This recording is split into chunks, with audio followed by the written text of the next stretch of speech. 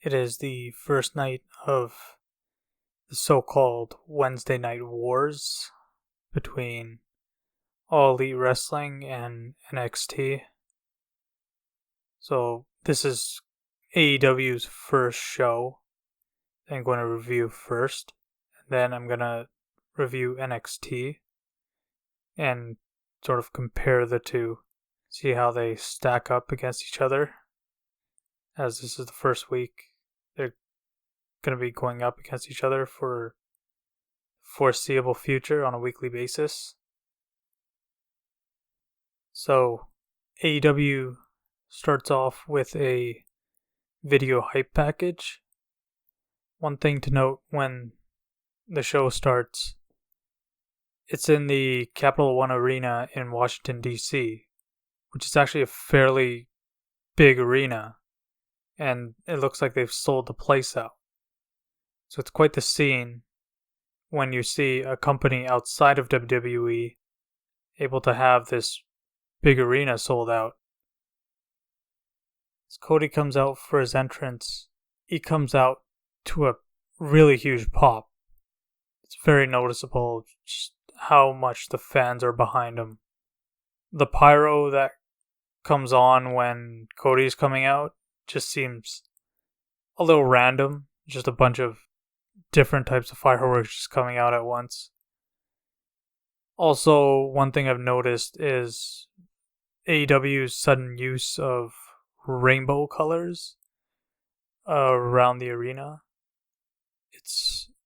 It's kind of odd. It's really bright and it's distracting. So the first match, Sammy Guevara against Cody, who came out with his wife, Brandy Rhodes.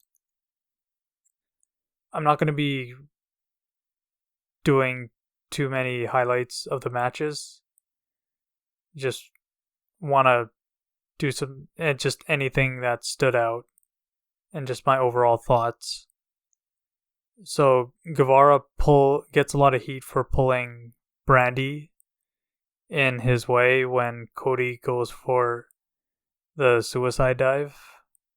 Brandy eventually gets her heat back by hitting Sammy with her shoe when the referee was looking. Cody wins the match by getting his knees up on a shooting star press attempt by Guevara, then rolls him up for a 3 count. This was actually a really entertaining first match.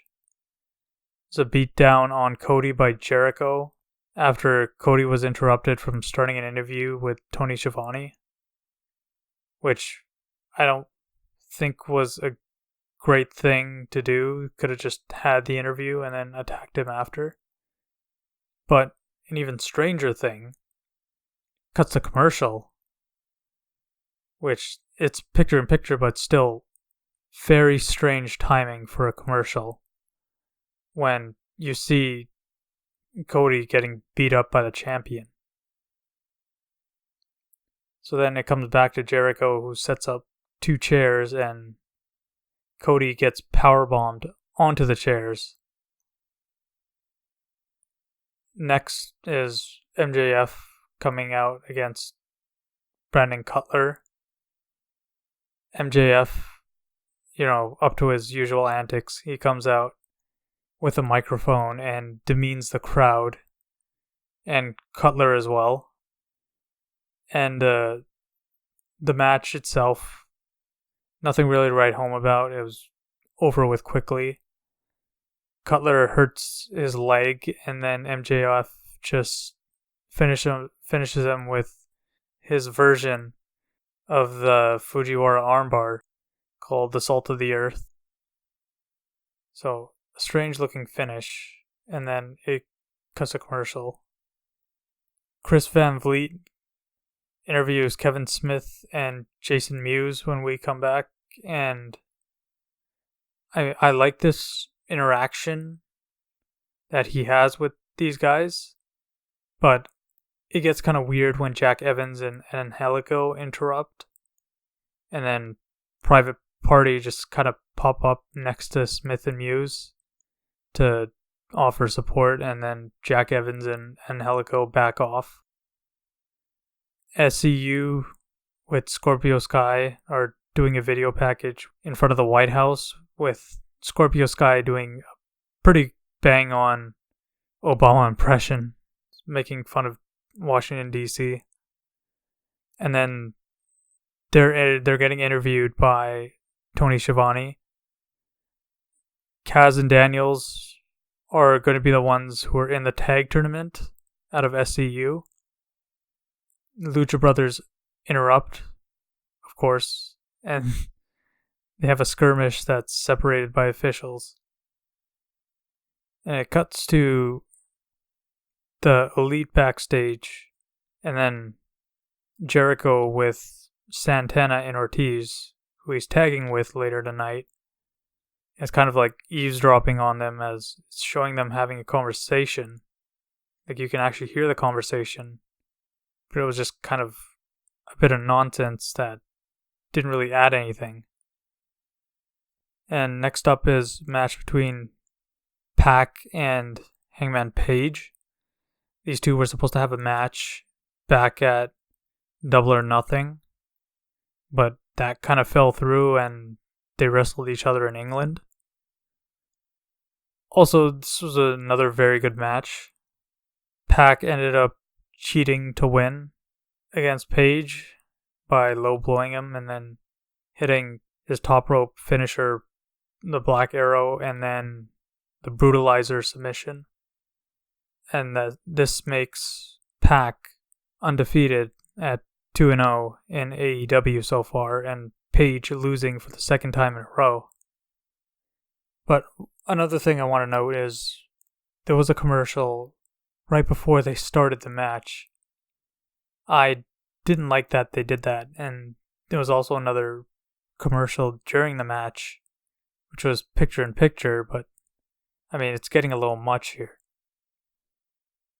I'd like to note that up until this point, the commentary has been very good so far.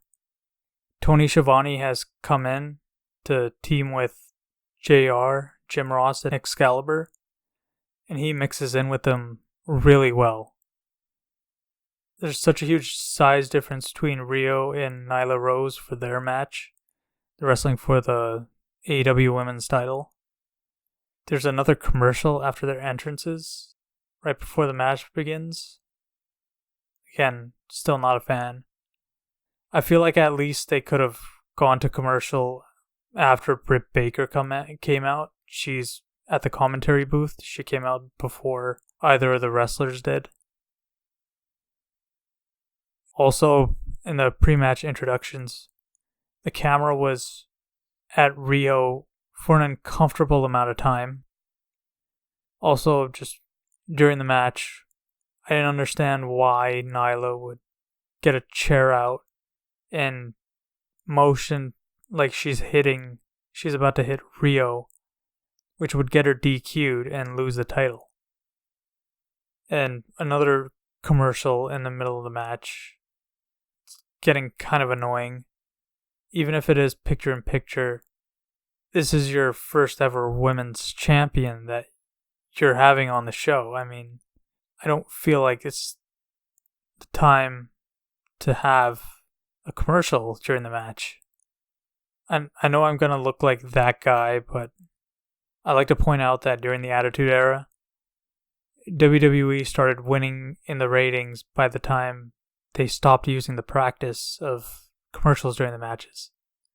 I mean, I'm sure the fans would prefer you to stop doing that. Nyla hits a knee from the top rope onto Rio, who's hanging on the rope itself, which is a hell of a spot, and there's a good shot of a fan that's gasping. Britt Baker doesn't seem like she's into doing commentary for this match. The fans are really hot for this match, though. It's kind of a cool finish where Nyla gets out of the way of the knees, but Rio stays on her and hits the knees from behind, and then hits double knees from the front and barely gets the 3. And I like that she barely got it as well. The fans pop for this finish pretty hard. So after the match, Michael Nakazawa is about to conduct an interview, being the interpreter for Rio. But, of course, just guess what happened. Yeah, an interruption. Nyla Rose attacks Nakazawa, almost drops Nakazawa on his head on a powerbomb attempt, but then picks him back up to try it one more time and actually does it. Rio is on Nyla's shoulders when Omega saves her. So yeah, I felt like they could have just... I don't think it was necessary for Nyla Rose to attack anybody after this match. Could have just conducted the interview and just been done with it. I didn't think that really added anything. It's my opinion. Like, we know she's a heel. She's a commercial after the Elite's entrance for their match against Jericho and Santana Ortiz, which this is more acceptable timing for me. When Omega's about to do his signature dive, Jon Moxley shows up and attacks him, which I guess there's no DQ for this. So then he takes him through the audience all the way back to the VIP area, which during this whole time they've done kind of a poor job in showing what's happening in the ring with the rest of the competitors. Jon Moxley gets... So there's kind of back and forth here, but Moxley ends up getting Kenny Omega in his double arm DDT through the glass coffee table, shattering the glass. This is a shock moment that'll probably get the headlines. Now they're back in the ring. Some great action between the Young Bucks and Santana Ortiz. There's a great sequence when Nick Jackson gets the hot tag and he just cleans house, just does all these athletic spots. It definitely made him look like a star. But then Santana Ortiz end up gaining the advantage and they get Matt Jackson into Jericho, who performs the Judas effect, which looks great when someone's going into it for the 3 count. They beat down the Young Bucks after the match. Cody comes for the save. Then Sammy Guevara helps the heels by giving the low blow to Cody.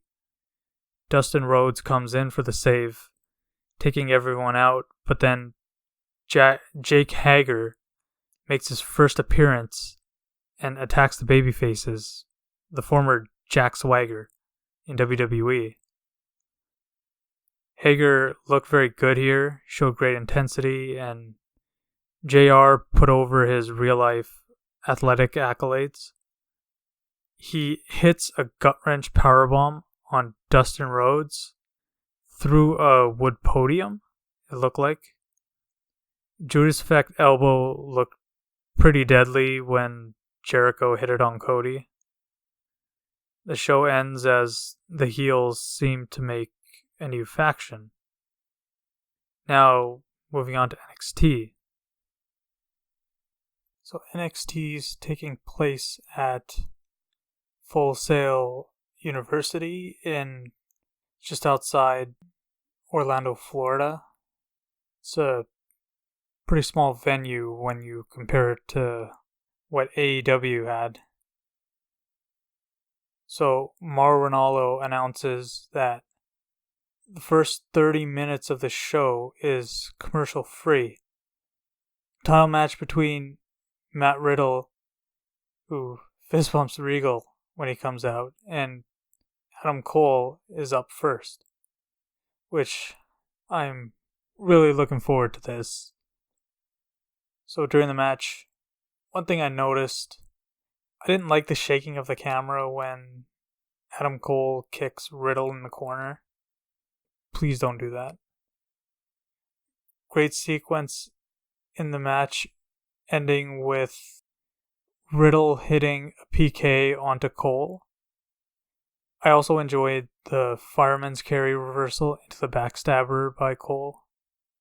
But one thing I didn't like, there's this sort of strong style-esque sequence that looked goofy for my liking, and it's just, okay, Cole hits a super kick. Riddle is kind of groggy, but then hits a knee onto Cole, and then Cole hits an enziguri. Then Riddle no-sells and hits a German suplex. Then Cole hits a Yushikoroshi, and it's 2 count. This whole sequence I just completely hated, but the crowd was popping for it hard. I just cannot relate to that. It just seems like a wannabe strong style segment of the match, which really brought it down for me. I just can't buy in to this sudden no-selling. So then later on, Riddle kicks out of the Panama Sunrise, which you have to imagine someone's going to kick out of a finisher in this kind of a match. Adam Cole wins in a very good match, and then Finn Balor shows up after the match.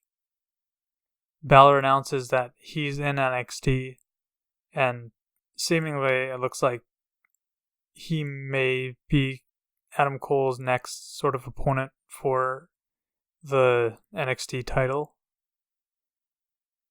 So then, segment where Velveteen Dream comes out and challenges Roderick Strong in a way that only the Dream can, coming out lying on a couch with women around him and smoke and purple lights. Cut a pretty good promo as well. The next match is Io Shirai versus Mia Yim. I'm pretty sure Io's a heel, so not sure how to feel about her being cheered. So as a whole, I felt this was an unnecessarily long match. The early part was very pedestrian, then picked up after that, and then just went on and on for the sake of it. There were also 2 picture-in-picture commercial breaks for prolonged periods. I didn't like that. You know, I've already voiced my displeasure about commercials during matches, and this match had 2. Then you see a cameo of Kevin Nash and Scott Hall in the front row. An interesting nod to the Monday Night Wars. I'm not sure if that's what their intention was. Johnny Gargano is wrestling Shane Thorne in the next match. One thing that I talked about in my AEW preview was that AEW kind of wrestles a different style than the typical WWE style, which is in display here with the heel dominating the flow of the match, and then the babyface hits their comeback. But at least in this match, it was done a lot better, where it was a little bit more unpredictable. Gargano wins in what ended up being a pretty decent match. Then next up is Candice LeRae versus Shayna Baszler for the Women's Championship. So, it looked like at this one part of the match, Baszler wasn't supposed to fall down in the corner because she got back up into the corner right where she was and did the move she was supposed to do. I thought Candice LeRae showed some pretty good intensity in the match. There was a part where she did 3 suicide dives in a row, and I felt like she was carrying Shayna Baszler up in this match. Baszler ends up winning after making Candice tap out to the Coquina Clutch, which I kind of wish Candice looked like she was pretty over here. The crowd was really into her.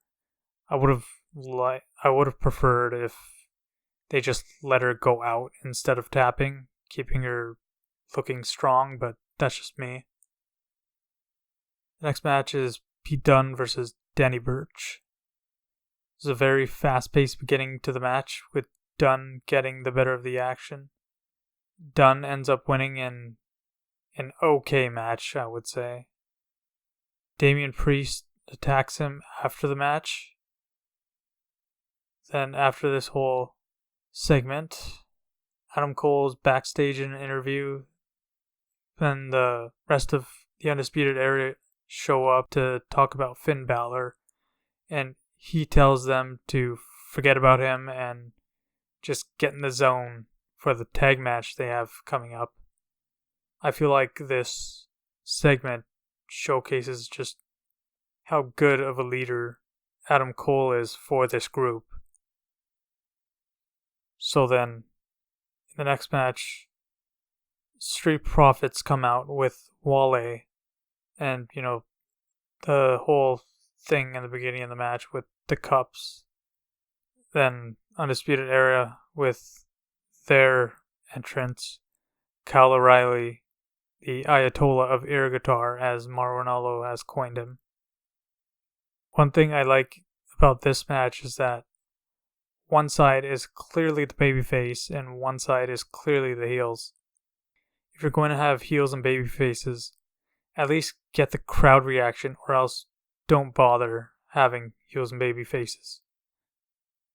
Kyle O'Reilly's technical wrestling, I've noticed, is one of the best, if not the best, in the entire company. And I'm not just saying that because he's from beautiful British Columbia.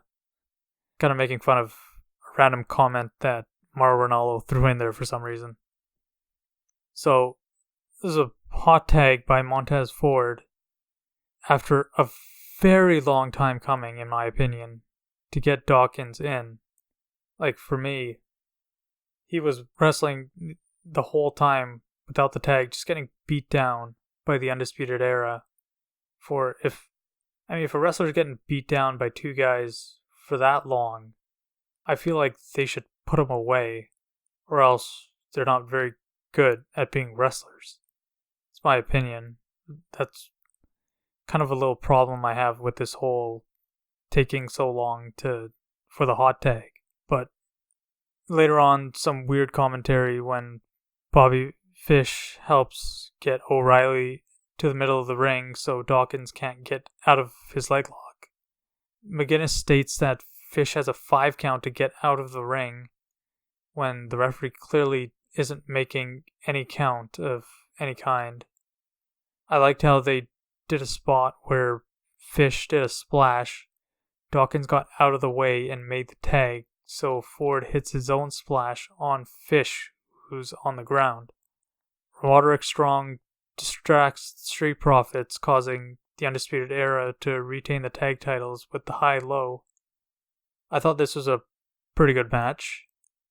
So Adam Cole is on the stage showing his admiration for his buddies for the victory, and Tommaso Ciampa returns, having never lost his title, going face-to-face with Cole to end the show. So he's kind of thrown in there when they had Finn Balor come earlier, so looks like Ciampa is it going to be Ciampa or is it going to be Finn Balor wrestling for the NXT title? Who knows? So in case you're wondering who actually ended up getting better ratings out of these two shows, the rating for AEW is 1.409 million, and NXT getting 891K, which is a considerable difference when you look at it. But the bigger difference is with the 18 to 49 demographic. AEW has 878K to NXT's 414K in that demographic, which is more than double AEW gets than NXT, which that's the more concerning thing.